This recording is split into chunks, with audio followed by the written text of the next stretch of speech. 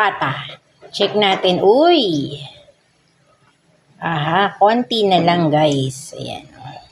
Ito po yung ating pata.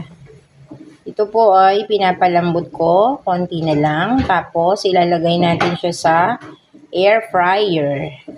Yan po ay pinalalambutan natin sa tubig na may asin, saka suka. Ayan, meron din yung dahon ng laurel or yung bay leaf na tinatawag. Tapos meron niyang bawang. Ayan.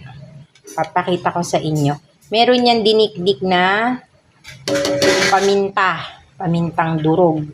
Freshly crushed na paminta. Tapos ayan guys, oh. Chili flakes. Oh. Tapos ayun naman yung paminta. Ayan. Kakain na tayo guys ng lunch. Pero hindi ito. Mamaya pa to. O ayan. Matigas-tigas pa. Siguro mga 30 minutes more ito. Tama-tama lang siguro yung sabaw nito. Tapos i-air fryer na natin. Yung balat, okay lang siya. Pero itong laman ay matigas pa. Ayan. So, hintay-hintayin lang natin. Mga 30 minutes more.